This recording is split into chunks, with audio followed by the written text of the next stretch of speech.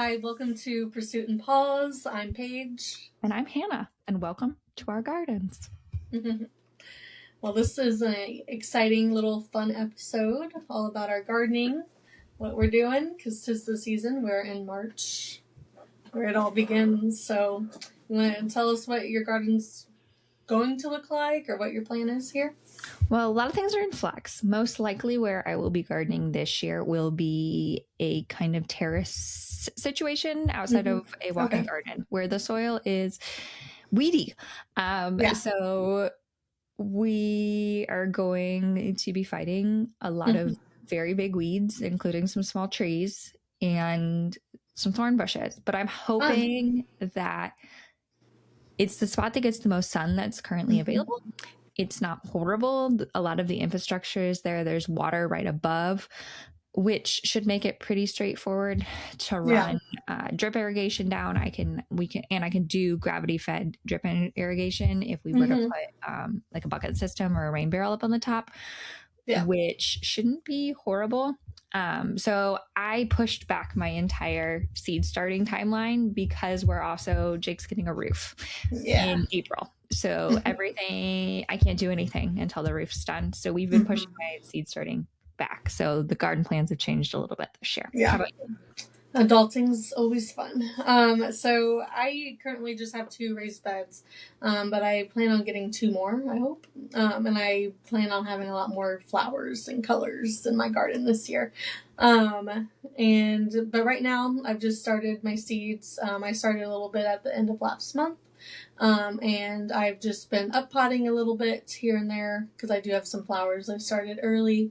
And I've just started my seeds. I don't know if you want to get into what we're planning yet, but I started chamomile and lemon balm,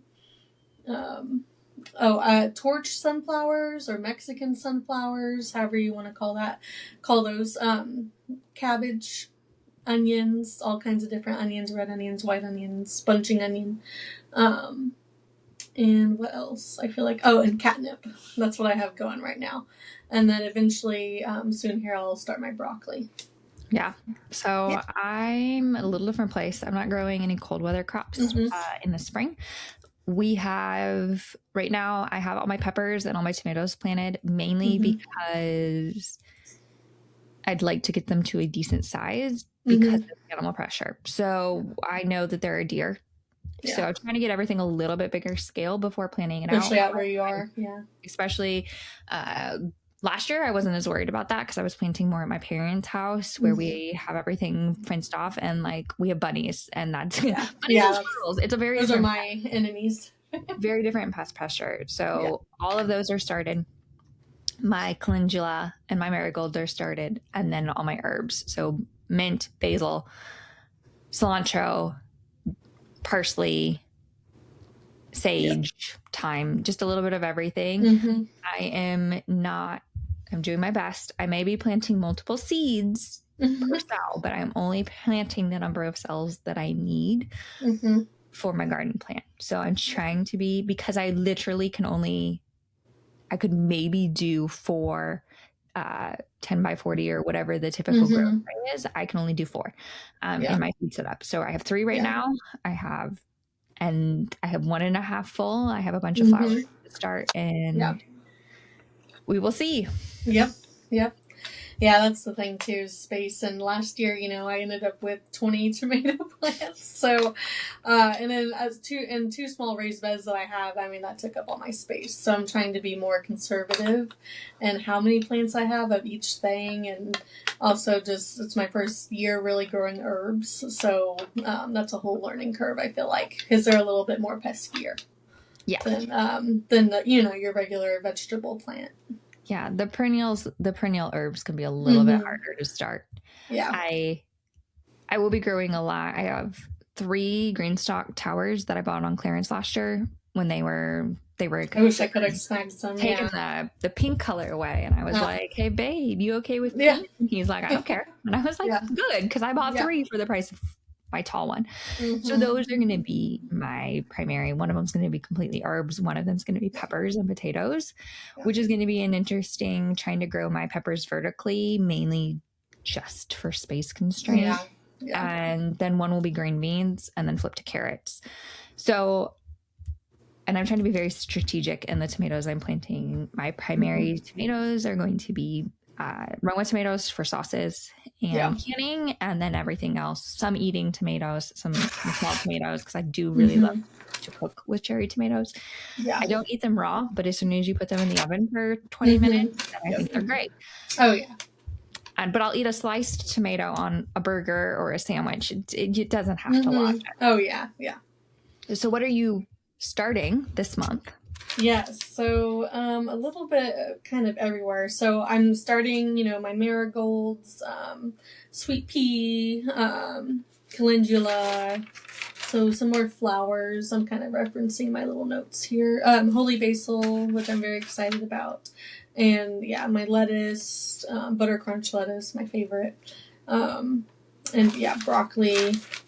And I don't like to start my peppers. Last year I started them a little later than right now, so I'm gonna, and my tomatoes.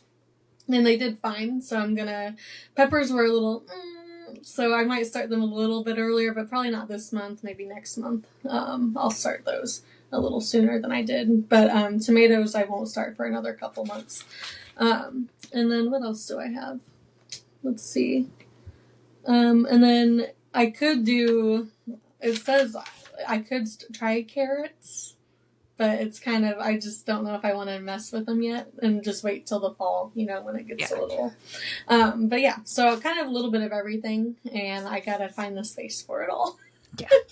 That's my biggest thing. I'm just thinking, where am I going to put this? Where am I going to put that? Especially the herbs. Like, I don't know exactly where I want to set them out yet. Yeah. And it's the game of what is transplant worthy, what is not. So yeah. This month I will start the rest of my flowers. I'll do dahlias. I am planting some of the most expensive seeds I own, which are the Floret dahlia seeds. Yeah. So I will plant those out. I am very strict about how many I plant here. Yeah. I'll plant probably 8 of each variety or less. I don't have a ton of space for dahlias, though they're my favorite flower. My really goal is to slowly start multiplying that seed bank and breeding out what I like. Yeah. In hopes that eventually I will have enough. I want tons of dahlias someday, but I know I don't have room for them. We don't have space for them. So just trying to start the process and to be conservative about that seed as well as my celosia and zinnia seed from her. Yep. Some of that will be, most of that I do start indoors just for a press pester. I don't want things digging it up. I would like to get it to a level. It happened with my cannonelle last year. Yeah. So and then probably next month. I don't think it'll be this month. I think it'll be early April. I'll start the cucumbers and the watermelon. Yeah. I do want to do cucumbers this year. I'm only doing 1 plant of each. So we'll have 2 kinds of cucumbers. I'm doing a Boston pickling cucumber and it's called dragon egg cucumber for eating, fresh eating primarily. And then I'm trying 2 watermelon varieties.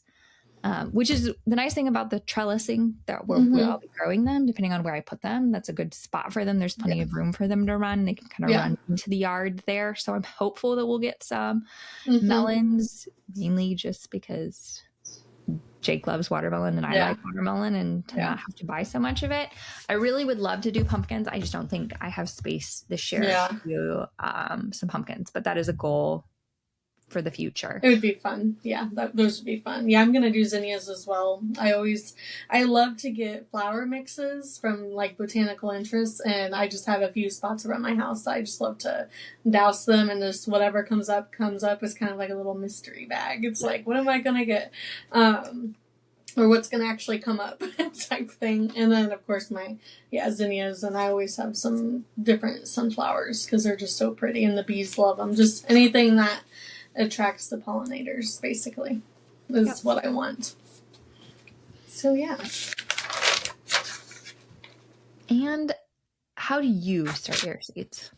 How do I start my seeds? So I I have just different little mini cell like seed starting trays. I like to get mine from either Botanical Interest or from, or I think it's Epic Gardening technically. And then Menards also just has some. I can't remember. I think it's Burpee that has the seed starting trays with the silicone pop up thing. Very nice. And then I just wet my soil.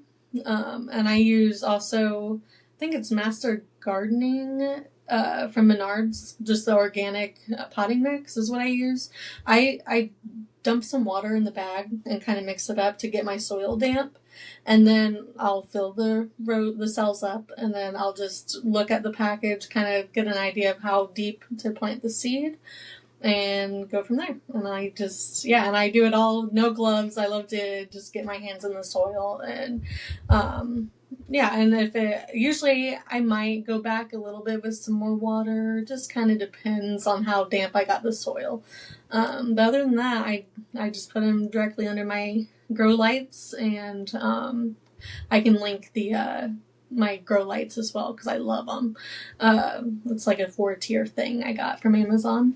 Sorry, Hannah, it's from Amazon. Well, maybe she won't let me, but it was before we banned it. But it's a very nice stand. You could actually makeshift your own too if you bought supplies like from Walmart or whatever. But yeah, so that's all I do to start, and then of course, all they need is really just water and light, and yeah, and baby the heck out of them. Yeah. How about you? I grow everything in my bathroom closet, which is a wire rack system. So I am using a different style of knot this year on paracord to make my lights adjustable. But I do 3 grow lights. I got those just from Lowe's. Yeah. That are the length of my seed trays. I use the Bootstrap Farmer 1040 heavy duty plastic trays, and I soil block. This year I changed my potting soil recipe. I am doing a variation on Florette's recipe she published this year. The variation is primarily because of access at the stores and the time that I needed to get things started. So potting mix. It's supposed to be compost. I couldn't find screened compost. So I'm using worm castings. I figure that's, close enough. Bone meal, blood meal. And then I could not find kelp that was not in a liquid food fertilizer, which is not what I wanted. So I mixed that up, and that's what I'm using to seed start. Like I said, I just planted Sunday. Yeah, I try not to completely destroy my bathroom floor when I seed start, but it always ends up a mess. And I it's a mess. Yeah. And then I bottom water everything. So I will mist for the first day or two, but then I bottom water everything because it is just so much easier. And I do really like soil blocking. It's messier. Yeah. But I don't have to, eventually I will probably do a mix of the true nice trays. But it was a lot cheaper to buy 3 trays than I could make work versus. I do have a couple. I have one of each of the sizes of the Berkey ones, but I haven't used them the last couple of years. They're very nice. I like how you can just pop them up real easy. You don't have to fight it too much. For me, they are a problem because they are a short tray. They're probably only about 12 inches long. My shelf is only about 13 inches deep. Okay. So I can't I can't get as much in my real estate because my shelves go this way on my lateral shelf. So that's true. It's truly a game of Jenga. Yeah, I see why you chose soil blocking, just because of space too. That makes sense. Mine's a space constraint. I only have so much. It's room. Creative though. I like how you're making the most of the space you have, and that's what it's all about. I have to kind of rearrange. So prepping to start seeds is a process. And it's expensive. Yeah, it is expensive. Mine is a physical logistics problem. I have to take out one of my, I fresh milk grain. So I keep backup grain. I buy 50 to 60 pounds at a time. So I have to pull I have 2 grain containers. They don't fit side by side in that closet. So I have one in my personal bedroom closet and I have one in my bathroom closet. I have to pull that. I have to pull all the canning jars that live in that closet. I have to pull all of the other stuff that kind of lives in that closet full time. And my hamper and all of that, everything gets a new home for seed starting. Then I get to put it all back, and my bathroom feels so much bigger, and my bedroom closet feels so much bigger, but it's worth it. Eventually, I'll probably use a wire shelf Yeah. to do it, but for Yeah. now, this works. Yeah. Yep. You got to make the most of what you have, you know? So that's This cool. is a new series for us. So we'll catch you the second week of every month to kind of talk about the garden. And as we go, we'll talk about what's growing, what we're harvesting, what we're planting next as we talk about through succession planting, and also what we're doing with what we harvest and what we're looking forward to. So we hope to see you next time. And until then, keep growing.